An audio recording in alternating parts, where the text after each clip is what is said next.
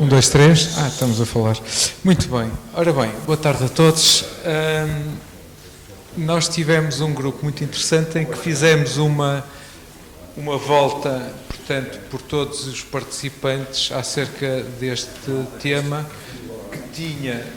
Se desse para pôr o slide onde tem o grupo 1 era interessante. Será que alguém consegue fazer? O slide onde está o grupo. Sim, porque assim eu ia falando acerca deles. Sim, completamente.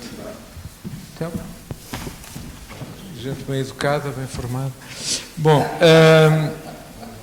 nós falamos essencialmente, entre muitos outros aspectos, da situação geoestratégica global e da Europa. Pronto, é aqueles aspectos que estão ali. Relativamente à Europa, tentando resumir, há uma nova reorganização dos países. A questão federação da comunidade é impossível, é muito difícil, se não mesmo impossível. Há muita burocracia, é muito frágil, muitas tensões emergentes, dificuldade em se federar e em se organizar. E está naturalmente sujeita a ameaças internas e externas.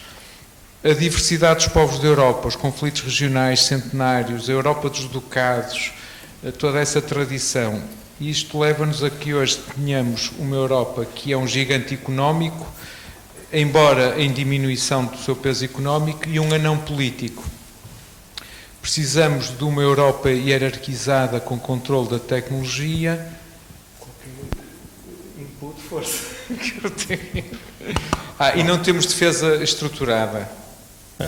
Os inputs, de certa forma, a Europa terá que ser uma Europa também de defesa, uma Europa mais organizada, que se terá que repensar, como alguém já referiu, um dos antigos consultores do Jacques Delors, deixa ser a Europa dos Estados, vírgula, e das regiões, em que as regiões poderão ser inseridas na Europa. O modelo federativo terá que ser visto um modelo defensivo, é uma corrida contra o relógio, porque as ameaças a leste e a sul, o Mediterrâneo vai ter uma ameaça em toda a sua extensão. A zona do Maghreb e da zona subsaariana estão praticamente todas, neste momento, controladas pela Rússia. Portanto, a leste pela Rússia, a sul pela Rússia, o que torna a posição da Europa necessariamente defensável. A fragmentação ou a destruição da Europa é a perda de todos nós. E depois temos, do lado americano, a questão que foi levantada das eleições americanas, qual o seu desenlace e o que é que isso pode trazer para a Europa também, em termos de manutenção do amigo americano, do suporte tecnológico, cultural e defensivo, ou não. Temos que meter pés ao caminho. Mas... Outro dos problemas que foi referido na Europa é a questão das migrações. Eu estou aqui a pôr alguns bullets, digamos, alguns aspectos. Outra é a importância do euro que temos, apesar de tudo, no contexto económico. Podemos, indo já aqui um bocado para o fim, correr o risco de regressar a uma idade média controlada por dispositivos digitais, portanto, uma idade medieval dominada por quem controla os meios económicos e financeiros, naturalmente tecnológicos, mas indo agora para a gestão desequilíbrios geográficos e políticos, não é? O ponto seguinte. Estamos num mundo essencialmente polarizado entre Estados Unidos e a China, com outros players emergentes alinhando ora de um lado, ora do outro. Por exemplo, isto nota-se muito no Mercosul, em que há países que vão alternando entre os dois polos, com crises sociais, securitárias e políticas sucessivas. Há, naturalmente, outros países importantes, e o mundo é muito vasto. Foi referido pela Helena Monteiro a questão da geografia, não é? Portanto, a importância geográfica. O mundo, apesar de tudo, é muito grande, não se restringe apenas a estes limites mais simplistas. Ao Japão, à Índia, ao Paquistão, há uma quantidade de outros países. Portanto, a importância da geografia. Os chineses são em boxe, não é? Portanto, quer referir essa parte? A questão de, além ainda também referiu a questão dos muçulmanos, da tecnologia como ferramenta de controle e do andar titubeante, e depois a questão da China. A China é um país totalitária, com um regime totalitário, que fez uma abertura económica parcial, não interna, onde a criatividade é sempre suportada pelo Estado quando comparado com os Estados Unidos. O Starlink é privado, o SpaceX é privado, as missões à Lua ou à Estação Internacional não são do Estado, são de privados, enquanto que a China tem as pessoas dentro de caixas, que se forem obedientes funcionam bem, tem todo o comunismo tecnológico, o tal exacerbado das ferramentas tecnológicas, nomeadamente com a inteligência artificial, que tentam ou podem controlar as pessoas, e o chinês normal vive dentro da caixa. Segue as regras, funciona com regras, se sair dentro disso, de uma forma ou de outra será afastado do fluxo normal. Não há sociedades criativas metidas dentro de caixas. Passando rapidamente à gestão da paz, houve uma frase lapidar que diz equilíbrio do medo, Francisco Tomé.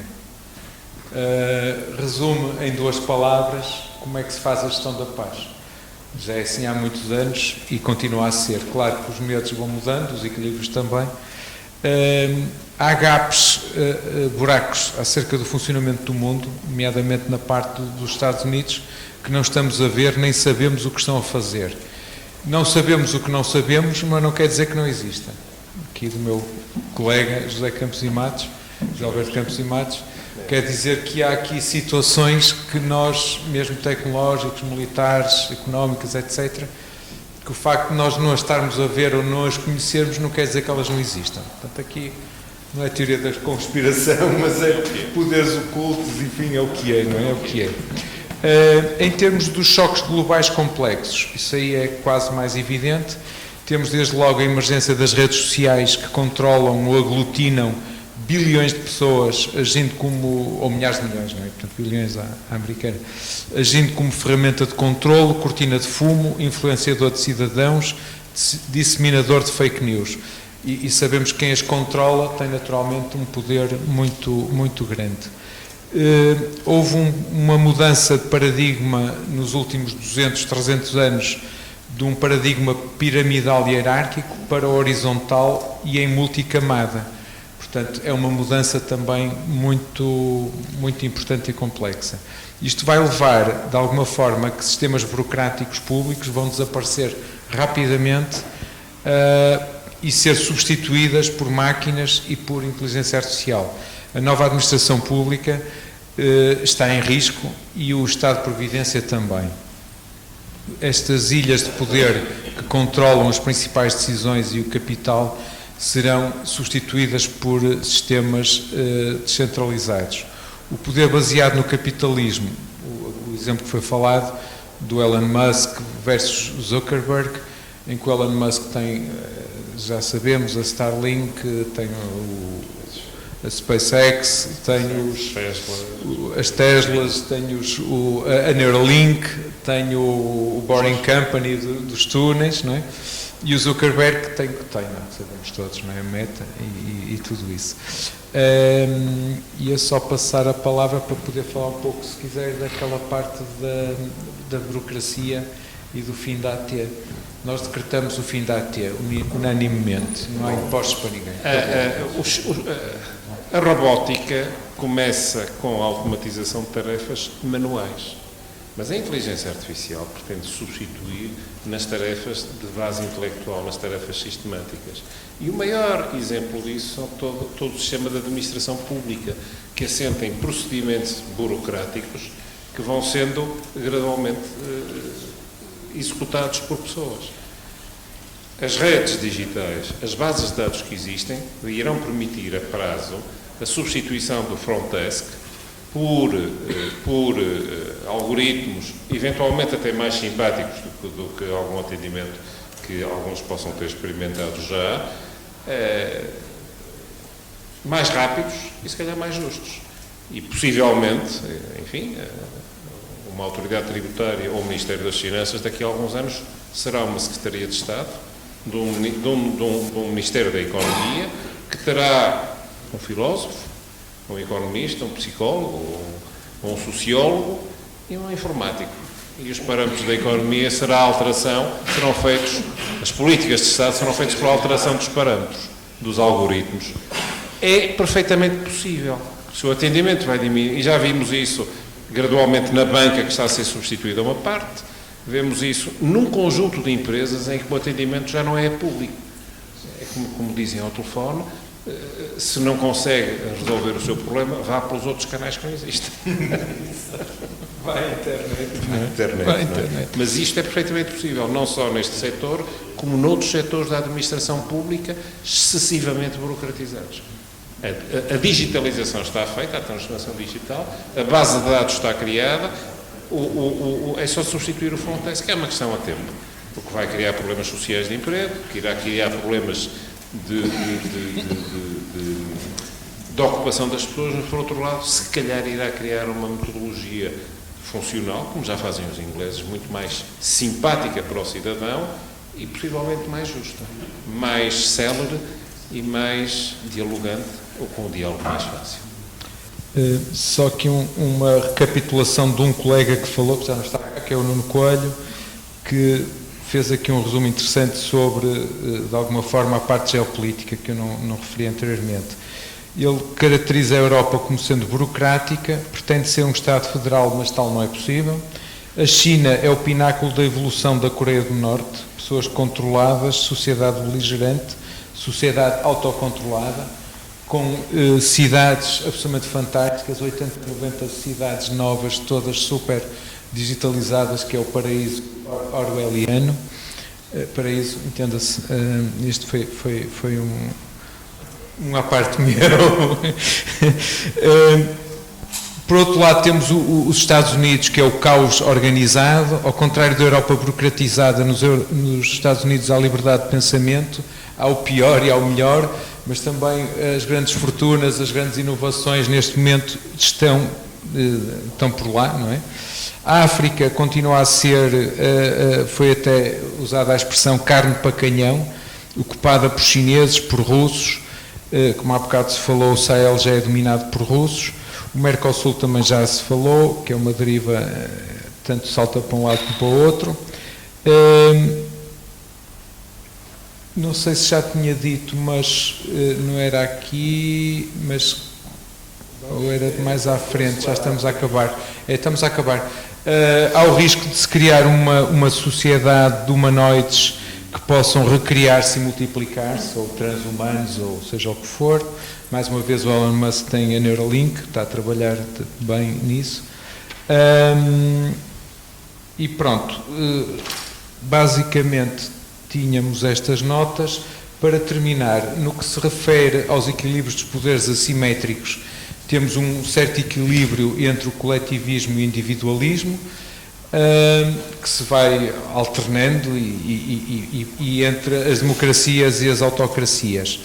Relativamente ao quadro das dinâmicas, a maior parte do nosso grupo demonstrou-se bastante pessimista, sendo que andamos na parte da evolução, ela está a andar muito rapidamente, e andamos entre o 3 e o 4, sendo que também, felizmente, o caos será difícil de atingir, porque os países e os poderes tecnológicos não o irão permitir. E penso que termina aqui a limitação de tempo. Obrigado. Boa tarde a todos. O meu nome é Leonardo e vim a palco tentar relatar a conversa que tivemos no painel 2, chamado Paradigmas da Sociedade na AGI. Eu acho que mais do que relatar, vim tentar narrar e sistematizar as contribuições das pessoas que colaboraram neste painel, inclusivamente as minhas. Devo dizer que metade da minha formação fiz na Faculdade de Letras, ou seja, não sou um pragmático por natureza e, portanto, se perder nas minhas notas, por favor, peço aos meus colegas de painel para intervirem. Não sabendo até que ponto conseguimos chegar a grandes conclusões neste painel, é certo que chegamos a grandes questões e inquietações que são essencialmente sobre o futuro, mas também sobre o presente. Antes de apresentar esses contributos, queria deixar apenas a minha convicção de que discutir sobre uma revolução emergente nunca é tempo perdido, principalmente quando estamos com pessoas que partilham das nossas vontades, pelo menos a de compreender melhor o mundo de hoje e o futuro de amanhã. E queria começar só com uma introdução muito interessante, que eu também já partilhei com os colegas, do Walter da Brouwer, que é um empreendedor e fez uma apresentação para o TED em outubro de 2023 sobre a inteligência artificial. E, portanto, vou só citar rapidamente esta introdução. Há 5.000 anos, estas histórias de tradição oral, produzidas pelo Homo sapiens, foram escritas em tábuas de argila. Há 500 anos, foram impressas em prensas de Gutenberg. Há 60 anos, tornaram-se digitais. Há 30 anos, acabaram na internet. E há 3 anos, a internet foi engolida por inteligências artificiais insaciáveis. E há 3 semanas, os modelos de linguagem tornaram-se multimodais. Há 3 semanas, isto ainda em outubro de 2023. É provável que venham aí muitas mais modalidades. Não fazemos ideia se esta aceleração vai abrandar, não parece que vá, por isso, todos nós apertamos os cintos e seguimos com entusiasmo as novidades. A verdade é que ao ritmo a que isto vai, será por certo mais inteligente apertarmos os cintos, mas mais do que seguirmos com entusiasmo, eu acrescento que é importante seguirmos com cautela e espírito crítico. E é uma porta que já se abriu e, portanto, é um daqueles casos em que lamuriar e lamentar não serve para nada e, por isso, resta-nos pensar sobre o futuro e sobre o bem-estar da sociedade. E é precisamente com esse objetivo que nos sentamos aqui hoje, durante um dia inteiro, para discutir questões sobre o presente, mas essencialmente sobre o futuro, onde se adivinha, ou pelo menos se prevê, a chegada da AGI. É difícil sistematizar uma conversa que impressiona, que entusiasma e por vezes até assusta, se pensarmos que se atualmente fornecermos os nossos dados a empresas como a MyHeritage, depressa conseguimos perceber qual vai ser a causa da nossa morte. E de facto é aqui que começa a capacidade da máquina sobre-humana, que consegue reunir, analisar e interpretar num dia um conjunto de dados que qualquer ser humano dificilmente o conseguiria fazer ao longo da sua vida. Sendo apenas um exemplo, fica claro que as oportunidades que a inteligência artificial oferece são demasiado criativas e dinamizadoras para serem deixadas no esquecimento, ou pior, na ignorância. Entre outras questões, a ocupação do tempo, em conjunto com a perda de cargos de trabalho, potencia uma certa resistência aos avanços da inteligência artificial e cria desde logo diferentes opiniões. Os mais otimistas assumem que o desenvolvimento da inteligência artificial trará consigo, inevitavelmente, a criação de mais postos de trabalho e oportunidades de negócio, enquanto os menos otimistas assumem que cada vez mais será necessário, por exemplo, um mecanismo como o RBI, Rendimento Básico Incondicional, para deixar que uma parte significativa da força humana laboral seja substituída pelas máquinas. Uma dimensão muito relevante que não podemos deixar escapar é a questão da sociedade do futuro. E neste ponto surgem opiniões diferentes quanto ao facto de se no futuro vamos ter uma sociedade mais ou menos informada. A ideia de que a inteligência artificial poderá oferecer o contraditório que falta às redes sociais, que funciona pelo método de que tudo aquilo em que eu acredito é a realidade. Esta questão de se no futuro vamos ter uma sociedade mais ou menos informada, pois bem, acho que vamos ter de esperar para perceber. É a minha convicção de que se criarmos os mecanismos de educação corretos e adequados à sociedade, acho que sim, acho que poderemos ter uma sociedade mais informada, uma sociedade mais capaz de lidar com a inteligência artificial, como de resto fizemos com a internet, não é? Quando as redes sociais surgiram por volta de 2004, 2006 e proliferaram, nós também não sabíamos nada sobre isso e passados uns anos os psicólogos e muitas outras pessoas, especialistas, disseram que se continuássemos a consumir a informação dessa forma, provavelmente iríamos ter uma crise no futuro. E a crise está aí, a crise é da saúde mental, entre outras questões, mas principalmente toda esta questão da ansiedade, toda esta questão de vivermos atualmente, aparentemente vivemos num ecossistema que é gigante, o ecossistema digital, mas na verdade estamos fechados dentro das nossas bolhas. E numa rede imensa de pessoas, estamos apenas condicionados àquelas que são as nossas opiniões e as opiniões das pessoas que partilham os nossos ideais. Uma das outras questões que também falamos é que, muito provavelmente há 50 anos, a informação era poder e hoje em dia é mais ruído. Hoje em dia sabemos que a informação está disponível, só não sabemos se essa é a informação mais correta, pelo menos para a produção de conhecimento. E esse é claramente um problema. Não sei até que ponto a inteligência artificial poderá resolver esta questão, ou se calhar até vai contribuir para uma poluição de informação ainda maior. E por isso há um conjunto de desafios que o ChatGPT, por exemplo, nos coloca, ainda por cima quando as fontes de informação, ou pelo menos uma percentagem significativa das fontes de informação do ChatGPT provém da Wikipédia, por exemplo. Depois há uma outra questão que um dos colegas do painel falou, que é esta questão do Big Divide, ou até do Digital Divide.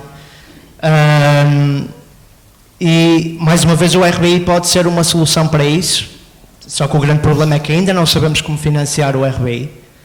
Aparentemente é muito difícil, porque custa milhões de euros.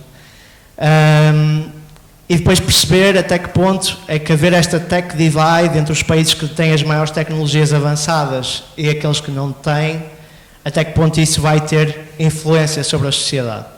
E uma das outras questões que se pode colocar sobre o futuro é se de repente estes modelos de linguagem de inteligência artificial tomarem conta do ambiente e do ecossistema digital e se começarem a ser pagos, até que ponto isso não vai criar ainda mais desigualdades. Um bocadinho como, por exemplo, está a acontecer hoje em dia com os jornais, não é? A informação hoje em dia temos de a pagar para obter, pelo menos de fontes em que nós podemos confiar. Eu acho que isso é uma questão que fica para o futuro. Depois há também a questão de como os governos podem utilizar a informação para construir políticas, nomeadamente políticas capazes de regulamentar a inteligência artificial. Esta também é uma das outras questões que se coloca. Uma das coisas que se falou no painel foi que, de facto, muitas das vezes não é porque há uma má vontade dos políticos, mas é simplesmente porque a informação que poderia dar aso a políticas mais eficientes, a informação não é mais correta, por vezes nem sabemos bem qual é a fonte, se calhar a questão do tempo também entra aqui em conflito, não é? Provavelmente os políticos não têm o tempo desejado para fazer as promessas que estavam na agenda política. E há ainda uma outra questão, certamente haverá mais, mas eu queria deixar também esta, porque no fundo há duas linhas de investigação em relação à inteligência artificial. Uma das linhas é a inteligência artificial enquanto tecnologia que vai imitar o cérebro humano, vai robotizando o cérebro. E depois há uma outra linha que vai um bocadinho mais à frente e que nos diz que devemos dar liberdade à máquina para evoluir. Eu considero-me um otimista em relação à inteligência artificial, mas honestamente tenho os meus receios em relação a esta última. E gostaria só de terminar a minha intervenção, e depois posso passar a palavra aos colegas de painel, ou então ao próximo grupo, porque estamos com pouco tempo, com uma frase também do mesmo empreendedor de inteligência artificial que citei no início da minha intervenção. E ele dizia que porque é que eu acho que é possível? Porque é que é possível moldar este modelo do mundo de forma a que se construa o melhor cenário para a sociedade do futuro? Porque é que eu acho que é possível? Bem, somos os únicos animais cuja linguagem é suficientemente complexa para imaginar o futuro e criar ferramentas sofisticadas para lá chegar. Somos impulsionadores de limites. Por isso, vai acontecer.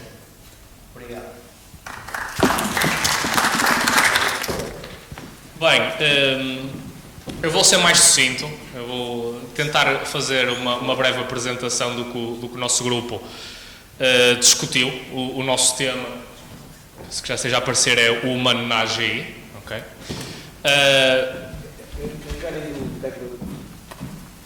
Nós tivemos basicamente sentimos uma dificuldade inicial em focarmos unicamente no nosso tema, por uma razão simples. Quando nós falamos do humano na AGI, numa realidade que vemos como algo que vai acontecer, mas que ainda não é o presente, é difícil não falar um bocadinho do que é que também vai ser a sociedade, para depois nós percebermos realmente qual é que será o papel do homem.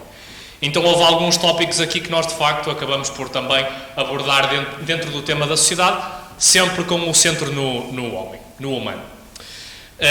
Os temas principais que discutimos foram o emprego, a ética, falamos também de Big Techs e da universidade, que eu vou passar por explicar um bocadinho mais dentro de cada um destes temas aquilo que nós acabamos por discutir.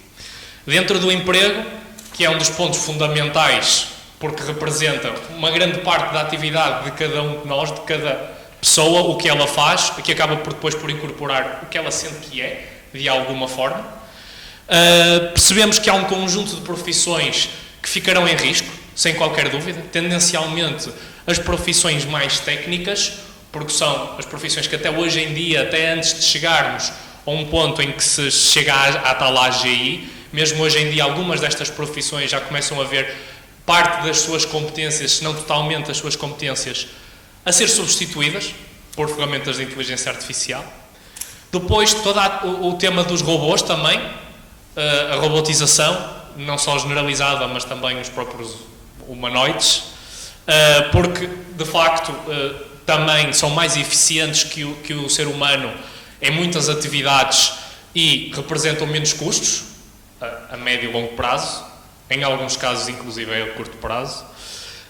E depois, também tivemos uma discussão, ao falar de emprego, sobre o facto do sistema de contratação, o sistema atual, não incentivar a contratação de mais pessoas, ou seja, principalmente isto no ambiente das PMEs, micro, pequenas, médias empresas. Okay? E isso, de facto, tem um impacto muito grande, porque se não existe este incentivo, quando não há um incentivo, na sociedade a tendência é que tal não aconteça. Não haver o incentivo, haverá incentivos para outras coisas, ou não incentivo, e vai acabar por nos fazer divergir das prioridades. No caso, não havendo prioridade, neste tema aqui, o emprego fica maltratado. Depois a ética. A ética é também fundamental. Okay? A ética também, não podemos falar do humano e da AGI sem falar da ética. Há toda a discussão entre a regulamentação, que na Europa muitas vezes é considerada excessiva, que acaba por limitar também a própria inovação.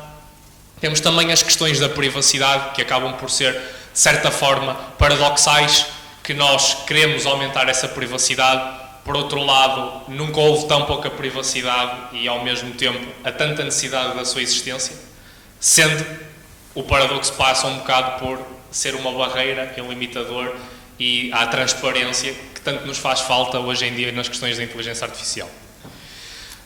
E depois também houve aqui um pequeno tópico em que se falou sobre a própria criação de empresas e de negócios relacionados com a inteligência artificial por pessoas que não necessariamente as atuais ou os grandes grupos económicos e por pessoas que tenham mais sensibilidade para os riscos, ou seja, pessoas que façam parte deste tipo de fóruns e pessoas que estejam a ter estas discussões, ou até as mesmas pessoas que incentivam a regulamentação, essas próprias pessoas oporem-se também do outro lado, numa tentativa um bocadinho mais de mercado e de concorrência, para expor também as vantagens e não só os medos da inteligência artificial. Depois as Big Techs, como eu tinha dito, também foi outro tema que abordamos, porque de facto o poder está extremamente concentrado em algumas empresas, isto falando naturalmente com o foco aqui da inteligência artificial. Isso é extremamente perigoso e desequilibrador da sustentabilidade da nossa sociedade e que ainda será mais agravado num cenário de AGI, porque serão essas mesmas empresas que são agora já imputáveis quase de praticamente tudo e que têm demasiado poder e que dificilmente conseguiremos evitar que sejam essas mesmas a atingir essa AGI, o poder será ainda maior. E depois também o facto, também falamos da informação não estar acessível a todos. Okay? Estas tecnologias vêm-se desenvolvendo nestas mesmas empresas e nós estamos a chegar quase a um ponto que o próprio homem está a ter dificuldade já a perceber como é que a própria inteligência artificial funciona, na medida em que a aproximação a esta AGI, em que ela é produtível, ela sozinha acaba por se desenvolver e nós não percebermos bem esse risco de não percebermos bem como é que ela funciona para podermos tomar medidas e evitar que ações mais negativas contra o próprio homem ou contra o humano possam ocorrer. Depois a universidade. A universidade também foi, assim, o grande último tema discutido. E a universidade é fundamental, não só porque é um dos pilares da nossa sociedade, como também é um dos pilares na medida em que forma as próximas gerações. Okay? E a universidade vimos-la também como um próprio regulador da qualidade, ou seja, do conhecimento, e a universidade passa por diferentes atores, não só a universidade como instituição, mas também, falando de universidade, falando do professor, o papel do professor na sociedade e também dos alunos, são as próximas gerações, que devem estar também atentas a estas questões, saber ter um pensamento crítico, no fundo acaba por ser isso, porque nós teremos, ao chegarmos ao ponto da AGI, vamos basicamente deixar de ter a necessidade de ou ter tanto trabalho a encontrar ou a aceder à informação ou a tirar conclusões ou fazer resumos no final de discussões como temos agora, vamos ter muito mais facilidade para isso. Ao mesmo tempo, vamos ter que ter uma perspectiva mais crítica, não só porque vai passar a ser esse o nosso papel principal, mas também porque, se não está a ser feito por nós, convém só que também simplesmente não aceitemos tudo o que vemos. Alguns problemas que vemos também para o humano dentro deste tópico e do alcançar a AGI é as desigualdades tornarem-se cada vez mais acentuadas, isto é, nós sabemos que vivemos num mundo bastante desigual e tivemos uma perspectiva um bocadinho pessimista relativamente a isto, achamos que a tendência a não fazendo nada é que elas só se acentuem mais. A questão que eu estava a falar há pouquinho, que é o avanço da inteligência artificial, no fundo sem controlo, é ser quase uma bola de neve que fica completamente descontrolada, ou seja, sem ter necessariamente objetivos específicos, não como nós fazemos agora, que vamos ao ChatGPT, temos um prompt e pedimos especificamente algo que esperamos que corresponda às nossas expectativas e àquilo que nós desejamos obter. Mas se chegarmos a este ponto em que deixa de haver controle, acaba por também não haver esta relação entre ter um objetivo e ter um resultado final, que também pode ser perigoso. E depois a própria perda da identidade, que também é algo que nos caracteriza muito como humanos, é a nossa própria identidade, não só como ser humano, mas também a nossa individualidade. Okay? Soluções propostas, para também... na reta final. Bem, sobre soluções propostas, a nossa discussão foi muito rica. Eu tentei aqui só em alguns tópicos tocar nos principais que abordamos. E eu diria que 95% da nossa discussão foi mais sobre problemas e não sobre soluções. Mas eu acho que não só isso é pertinente, não só isso faz sentido, como acaba também por ser uma necessidade. Pelo seguinte motivo. A AGI parece-nos algo... praticamente, como é que eu ia dizer, vai acontecer de qualquer das formas. Mais cedo ou mais tarde, a tendência, como tem evoluído a tecnologia, é acabarmos por chegar a este ponto. Tendo isso em vista, parece-nos super pertinente percebermos as consequências que isso poderá ter e não estar só a pensar unicamente num cenário hipotético que com certeza será disruptivo e será muito baseado no achismo ou na suposição do que será. Por isso é tão importante discutir os problemas que estão a surgir e que estamos a ver, imaginamos que vão surgir, como as eventuais soluções. Okay? Então, as soluções propostas, ou que foram tiradas semi-entrelinhas, vão-me desculpar talvez os meus colegas da sessão, porque não foram necessariamente enumeradas desta forma, mas acho que não vou dizer nenhuma asneira. Então, em primeiro, uma das soluções que nos parece fundamental é estimular o tal pensamento crítico. A necessidade de, não só perante a própria AGI, ou perante os impactos da inteligência artificial, mas também o pensamento crítico na ótica de ser o grande papel do humano quando as competências técnicas já estão a ser respondidas por inteligência artificial. Okay? Depois, algo...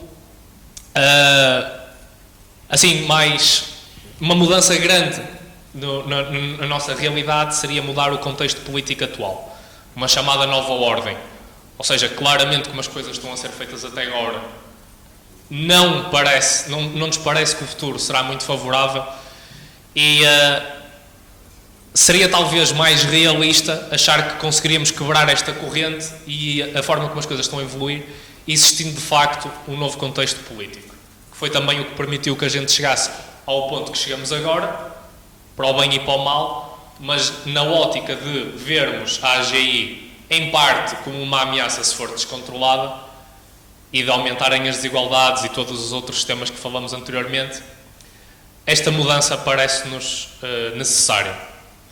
É complicada, vai haver feridos e mortes de combate, com certeza, metafóricos ou não, ou literais, mas infelizmente, ou felizmente se for a melhor solução dentro das soluções que nós precisamos,